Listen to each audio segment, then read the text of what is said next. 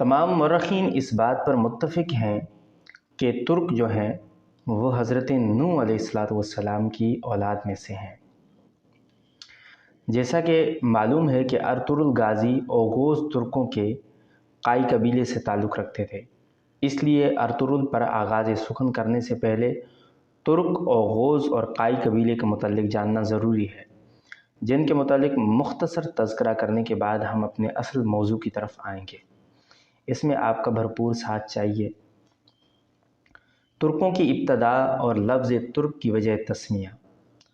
ترکوں کی تاریخ کو ہم دو ادوار میں تقسیم کر سکتے ہیں: قبل از اسلام تاریخ اور بعد از اسلام تاریخ۔ تمام مورخین اس نقطے پر متفق ہیں کہ ترک حضرت نوح علیہ السلام کی اولاد ہیں۔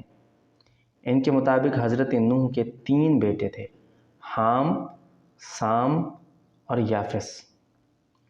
جامع تواریخ میں مذکور ہے کہ حضرت نوح نے اپنے تینوں بیٹوں کو زمین کے 3 مختلف مقامات پر آباد ہونے کے لیے روانہ کیا۔ عرب اور ایرانی اقوام نوح علیہ السلام کے بیٹے سام کی اولاد سے ہیں۔ حام سیاہ فام اقوام کا جد اعلیٰ ہے، جبکہ یافس کی نسل سے ترک عوام وجود میں آئے۔ روایات کے مطابق حضرت نوح علیہ السلام کے حکم سے یافس مشرق کی جانب جا کر آباد ہوا، 250 سال عمر پائی اور 8 بیٹے ہوئے، جن کے نام یہ ہیں: ترک، خضر، چین، سقلاب، روس، منگ، قماری اور تارخ۔ یافس کی وفات کے بعد اس کا بڑا بیٹا ترک جانشین مقرر ہوا۔ دنیا بھر کے ترک اور مغل اقوام اسی کی نسل سے ہیں۔ ترک نے روئے زمین کے اکثر ممالک کا سفر کیا اور ایسے قول نامی ایک جگہ کو اپنا مسکن بنایا۔ یہ جگہ موجودہ قرغستان میں ہے۔ اس کے 4 بیٹے تھے، جن کے نام یہ ہیں: توتک، چیغیل اور برسجار اور ملاق۔ ترک نے مرتے وقت توتک کو اپنا وارث مقرر کیا۔ یہ عجم کے مشہور بادشاہ کیومرث کا ہم اثر تھا۔ کہا جاتا ہے کہ خوراک میں نمک کے استعمال کی ابتدا توتک سے ہوئی تھی۔ اس بارے میں یہ روایت نقل کی جاتی ہے کہ ایک روز توتک شکار پر نکلا اور ایک ہرن کا شکار کر کے اس کا گوشت بھون کر کھا رہا تھا۔ اسی اثناء میں گوشت کا ایک ٹکڑا زمین پر گرا اور اس نے اٹھا کر منہ میں ڈالا تو بہت خوش مزہ اور لذیذ معلوم ہوا کہ وہ زمین نمکیلی تھی۔ اس کے بعد سے نمک خوراک کے طور پر استعمال ہونے لگا۔ توتک کے بعد ایلجا خان اور اس کے بعد دیپ باقوی حکمران بنا۔ دیپ کے معنی ہیں تخت اور باقوی کے معنی ہیں حکمران کے۔ اس کے بعد غوق خان نے ترکوں کی سربراہی سنبھالی اور مرتے وقت اپنے بیٹے النجا خان کو جانشین بنایا۔ النجا خان کے زمانے میں ترکوں کی آبادی کافی بڑھ گئی تھی اور ان کی سرزمین بھی بہت وسیع ہوئی۔ اس کے 2 بیٹے ہوئے، جن کا نام تاتار اور مغل تھا۔ النجا خان نے وفات سے قبل اپنے دونوں بیٹوں میں مملکت کو برابر تقسیم کیا۔ والد کے گزرنے کے بعد تاتار اور مغل نے اپنے اپنے علاقوں کی حاکمیت سنبھال لی۔ مغل خان کے 4 بیٹے ہوئے: قرہ خان، غور خان، کیر خان اور خان۔ قرہ خان اپنے بھائیوں میں سب سے بڑا تھا، اس لیے ترکوں کے قاعدے کے مطابق اپنے قبیلے کا حکمران بنا۔ اوغوز، یہاں سے ہم حضرت اوغوز خان کے بارے میں بتائیں گے آپ کو۔ اب یہاں پر حضرت کا لفظ میں نے اس لیے استعمال کیا کہ اوغوز خان کے بارے میں جو تاریخی روایات ہمیں بتاتی ہیں وہ یہی بتاتی ہیں کہ اوغوز خان جو ہے وہ پیدائشی اللہ کے ولی تھے اور انتہائی نیک سیرت انسان تھے، اور یہ انہی میں سے تھے جو اللہ پر ایمان لاتے تھے۔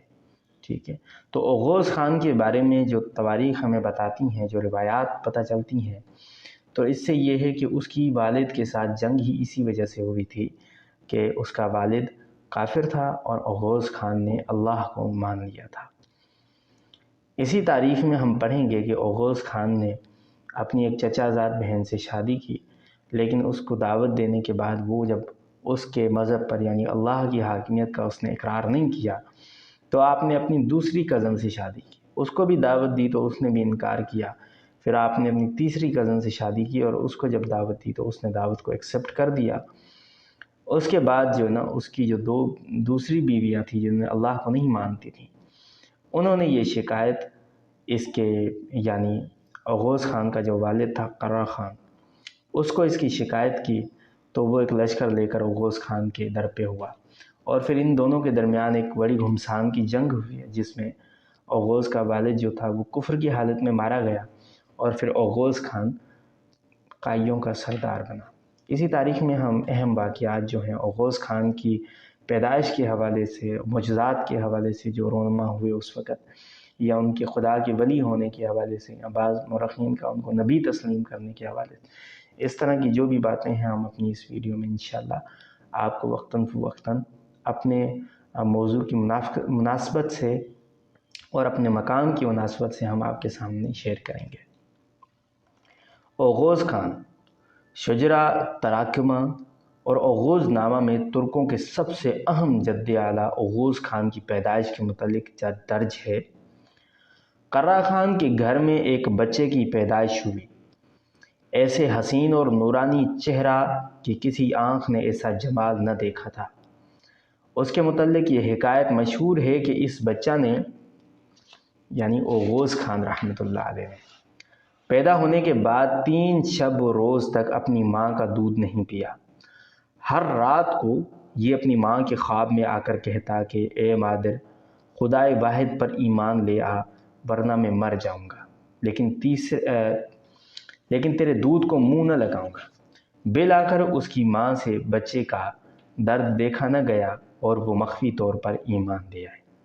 اب یہ بھی اوغوز خان کے یعنی اللہ کے ولی ہونے پر دلالت کرتی ہے یہ عبارت جو تاریخ میں درج ہے۔ اوغوز نامہ ایک بہت بڑی تاریخ کی کتاب ہے جو ترکوں کی اور بڑی ہی مستند اور قدیم ترین ترکوں کی تاریخ میں سے ہے۔ یہ بات آپ کو یاد رکھنی چاہیے کہ اوغوز خان کوئی 2.5 یا 2000 سال پرانی شخصیت نہیں ہے، یہ حضرت ابراہیم علیہ السلام کے اہم اثر مانے جاتے ہیں۔ اب جو شخص ابراہیم علیہ السلام کا اہم اثر ہے تو آپ اندازہ کر سکتے ہیں کہ وہ کتنا پرانا ہوگا اور اس کی کتنی قدیم تہذیب اور یعنی یہ چیزیں ہیں۔ تو یہاں یہ سوال پیدا ہوتا ہے کہ ترک قوم کب کفر کی طرف راغب ہوئے؟ ظاہر سی بات ہے اوغوز خان اگر مسلمان تھے اور اوغوز خان نے ایمان کی حالت میں ہی اپنی دنیا میں آئے، پھر دعوت بھی دیتے رہے دین کی، تو جب یہ مسلمان تھے اور ان کے والد کی موت کے بعد اگر یہی حکمران بنے ہیں تو ظاہر سی بات ہے کہ پھر یہ تو بات ماننی پڑے گی کہ وہ اور ان کا قبیلہ اور ان کی جو حاکمیت میں جتنے لوگ تھے وہ مسلمان ہی تھے۔ تب یہاں سوال پیدا ہوتا ہے کہ ترک جو ہیں پھر یہ کب کفر کی طرف راغب ہوئے؟ تب بعد میں ترکوں میں کفر آ گیا تھا نا، تو چنگیزی جو تھے یا جو مغل دوسرے تھے یہ تو بہت بعد میں پھر مسلمان ہوئے ہیں، یعنی اس اثناء کے بیچ میں بہت عرصہ تک یہ تو کافر ہی رہے ہیں، ان کی بڑی بڑی نسلیں بڑے بڑے جد اعلیٰ کافر رہے ہیں۔ دراصل ترک حضرت نوح کے بعد یافس کے زمانے سے النجا خان تک مسلمان تھے۔ اب یہ سوال آپ کے ذہن میں کلیئر ہو گیا کہ یافس سے النجا خان کے زمانے تک تو یہ مسلمان تھے، لیکن بعد مال و دولت کی فرمانائی میں اس قدر غرق ہوئے کہ انہوں نے خدا کو بھلا دیا اور کفر میں داخل ہو گئے۔ اب یہ وہی وجہ بنی جیسے قوم عاد اور سمود اور دوسری قوموں کی بنی۔ قرآن کریم میں جن کا تذکرہ اللہ نے فرمایا ہے تو ان کی بھی وجہ تو یہی بنی نا، اللہ رب العزت سے بغاوت، اللہ رب العزت کا انکار، اللہ کے خلاف جو اٹھ کھڑے ہونا، یہ سب اس وجہ سے ہوا، مال و دولت کی وجہ سے اور مال و دولت کی فروانی کی وجہ سے۔